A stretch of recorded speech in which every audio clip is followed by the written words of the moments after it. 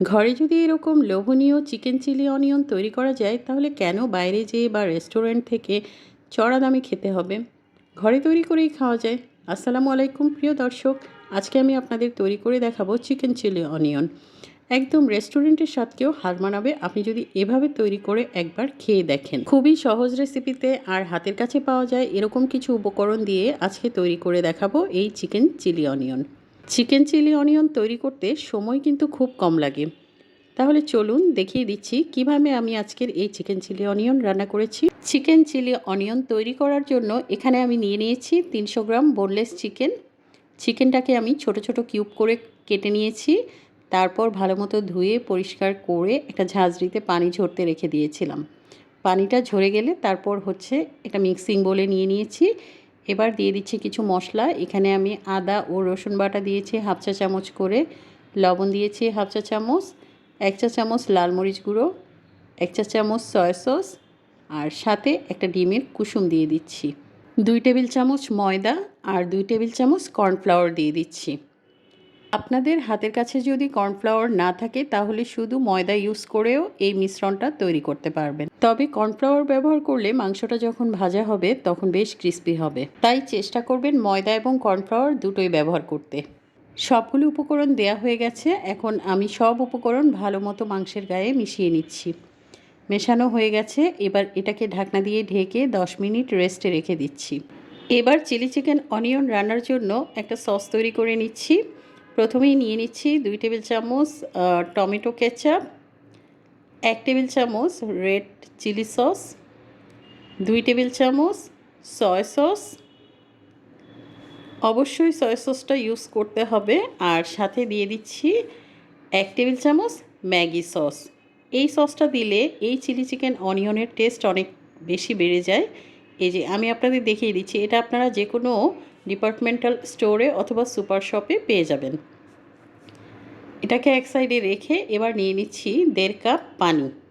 পানিতে এখন আমি 3 চা চামচ কর্নফ্লাওয়ার গুলে নিচ্ছি। কর্নফ্লাওয়ারটা গুলিয়ে তারপর এটা সসের মধ্যে ঢেলে দিব। এই মিশ্রণটা পরে আমরা যখন চিলি চিকেন অনিয়ন রান্না করব তখন ব্যবহার করব। তো আমি এই কর্নফ্লাওয়ারের মিশ্রণটা ঢেলে দিচ্ছি সসের মধ্যে, নেড়েচেড়ে একটু মিশিয়ে নিচ্ছি। ব্যাস রেডি হয়ে গেল সসের মিশ্রণ। এটার মধ্যে এবার কিছু গুঁড়ো মশলা ইউজ করব। দিয়ে দিচ্ছি 1 চা চামচ লাল মরিচ গুঁড়ো, হাফ চা চামচ লবণ আর হাফ চা চামচ চিনি। যেহেতু এখানে অনেক ধরনের সস ব্যবহার করেছি, তো অবশ্যই লবণটা দেওয়ার সময় একটু বুঝে কম করে দিতে হবে। এটাকে এক সাইডে রেখে দিচ্ছি। এখন চলে যাচ্ছি চিকেনটাকে ভাজতে। চিকেনটাকে ভাজার জন্য আমি একটা ফ্রাইং প্যানে পর্যাপ্ত পরিমাণ তেল দিয়ে দিয়েছি। তারপর একটা একটা করে চিকেন তেলটা গরম হলে ছেড়ে দিচ্ছি। সবগুলো চিকেন একসাথে দিতে যাবেন না, আর সবগুলো চিকেন একসাথে দিতে গেলে একটা আরেকটার সাথে লেগে যাবে। তো আমি একদম আলাদা আলাদা করে প্রত্যেকটা চিকেনের টুকরো ছড়িয়ে দিয়েছি যাতে করে একটা আরেকটার সাথে লেগে না যায়। মিডিয়াম হিটে এখন আমি চিকেনগুলোকে ফ্রাই করে নিব যতক্ষণ পর্যন্ত এই চিকেনগুলোর রং গোল্ডেন ব্রাউন না হয়ে আসে। এই চিকেনগুলো ভাজার সময় অবশ্যই চুলার আঁচ হাই এবং মিডিয়ামের মাঝামাঝি রাখবেন, তাহলে চিকেনগুলো বেশ ক্রিস্পি হবে। আর তা না হলে যদি চুলার আঁচ কম থাকে একদম পানি ছেড়ে চিকেনগুলো নরম হয়ে থাকবে, ভালো মতো ক্রিস্পি হবে না। আমি চিকেনের টুকরোগুলোকে সুন্দর করে ভেজে নিয়েছি। এবার তেল ঝরিয়ে তুলে এক সাইডে রেখে দিচ্ছি। এবার চলে যাচ্ছি মূল রান্নায়। রান্নার জন্য চুলায় একটি হাঁড়ি বসিয়ে দিয়েছি। হাঁড়িতে দিয়ে দিচ্ছি 1/4 কাপ রান্নার তেল। এই তেলটা কিন্তু আমি যেই চিকেন ভেজেছিলাম সেই তেলটা থেকেই ব্যবহার করছি। তেল একটু গরম হলেই দিয়ে দিয়েছি এখানে 1 কাপ পেঁয়াজ। পেঁয়াজটা আমি কিউব করে কেটে নিয়েছি। এবার এটাকে 1 মিনিট ভেজে নিব, খুব বেশি ভাজবো না, 1 মিনিট সটে করে নিলেই হবে। তারপর দিয়ে দিচ্ছি এখানে লাল ও সবুজ ক্যাপসিকাম। এখানে আমি দুটোই ব্যবহার করেছি, আপনারা চাইলে যে কোনো একটা অথবা দুটোই ব্যবহার করতে পারেন। যেটা হাতের কাছে থাকে সেটাই ব্যবহার করতে পারবেন। তো এগুলোকে আমি 30 সেকেন্ড মতো একটু ভেজে নিচ্ছি। ভেজে নেওয়া হয়ে গেলে ওই যে সসের যে মিশ্রণটা তৈরি করে রেখেছিলাম সেটা এখন দিয়ে দিব। পেঁয়াজ এবং ক্যাপসিকামটাকে আপনারা কিন্তু 1 মিনিটের বেশি সটে করবেন না, তাহলে কিন্তু এদের ক্রাঞ্চিনেস চলে যাবে, এটা খেতে তখন আর ভালো লাগবে। দিয়ে দিয়েছি হাফ চা চামচ গোলমরিচ গুঁড়ো। এবার এটাকে কন্টিনিউয়াসলি নাড়তে হবে, যেহেতু এটাতে কর্নফ্লাওয়ার দেওয়া আছে এটা খুব দ্রুতই ঠিক হয়ে যাবে। চুলার আঁচ মিডিয়াম এবং হাইয়ের মাঝামাঝি রেখে রান্নাটা করতে হবে। তো এ পর্যায়ে মিশ্রণটা যখন এরকম ফুটে উঠেছে তো দিয়ে দিয়েছি সেই ভেজে রাখা চিকেনগুলোকে নেড়েচেড়ে ভালো মতো সসের মিশ্রণের সাথে মিশিয়ে দিচ্ছি।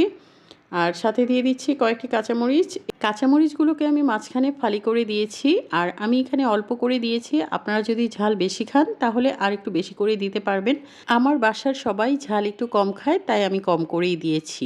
আচ্ছা, এ পর্যায়ে সব কিছু একসাথে ভালো মতো মিশিয়ে নিয়েছি আর চুলার আঁচটা হাইয়ে রেখে এটাকে এখন ভালো মতো ফুটিয়ে নিব। এই রান্নাটা হতে 4 থেকে 5 মিনিটের বেশি সময় লাগে না। আমার এখানে চিলি চিকেন অনিয়ন রান্না হয়ে গেছে, তো আমি এখন এটার ওপরে একটু স্প্রিং অনিয়ন ছড়িয়ে দিচ্ছি। এটা অপশনাল, হাতের কাছে থাকলে দিবেন, না হলে দেওয়ার কোনো প্রয়োজন নেই। আচ্ছা, এবার হচ্ছে আমি এটাকে নেড়েচেড়ে একটু মিশিয়ে দিচ্ছি।